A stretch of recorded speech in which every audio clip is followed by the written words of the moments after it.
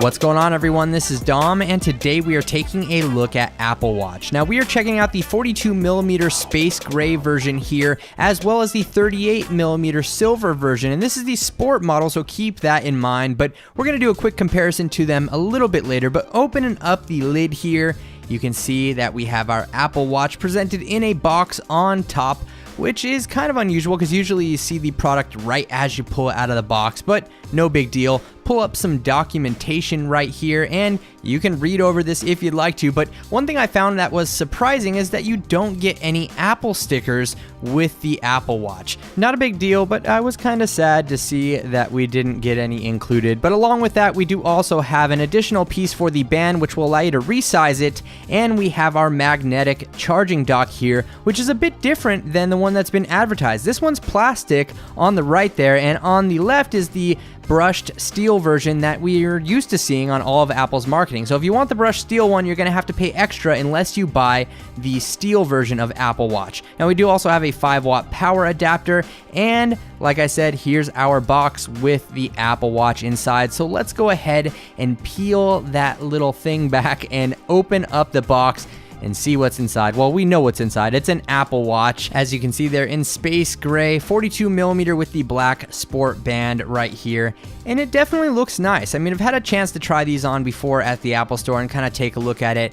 And I actually ordered a couple other models, which we will check out in other videos, so stay tuned for that. But as you can see here on the side, we do have our speaker in the pill-shaped form and a microphone. And on the other side, we have two buttons. One of them is the digital crown, which you can navigate with by turning, and the other one's just a single button that you can perform actions with. On the back side, we do have our sensors, and that's where the magnetic charging dock actually clips onto. But here you can see these sensors while they're turned on, so that's going to track your heart rate, things like that.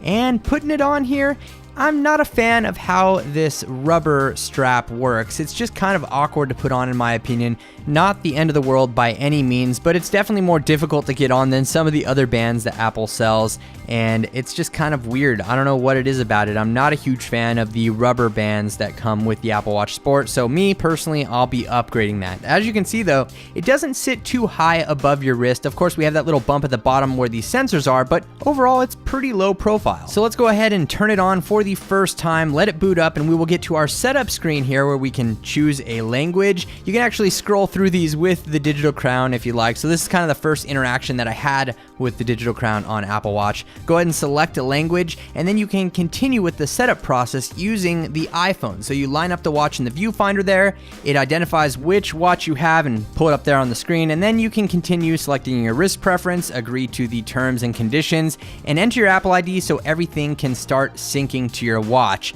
Now, I was curious to get into the apps and see which apps I had that were already Apple Watch compatible, and being a health nut, one of the apps that I downloaded first because of its Apple Watch support is called VemoFit. It's actually pretty cool because it allows you to customize workouts based on your goals and fitness level, and I actually have used the Android Wear version before, and I saw on the website that soon the Apple Watch version will be able to automatically identify any exercises and count your reps while you're doing the workouts, so you actually don't have to worry about paying attention to anything, which is an awesome feature in my opinion. I took a few moments to browse around some of the other software on the watch, and everything seems to be snappy. There is a bit of load time for each app that you go into, but otherwise it's all right. Everything seems to be fluid as far as what's native on the watch. It's only when you try to load apps that it takes a second or two to pull up. But as for a comparison to the 38mm version, well, I have to say, I definitely think that for my wrists anyway, it's good to rock the 42mm version.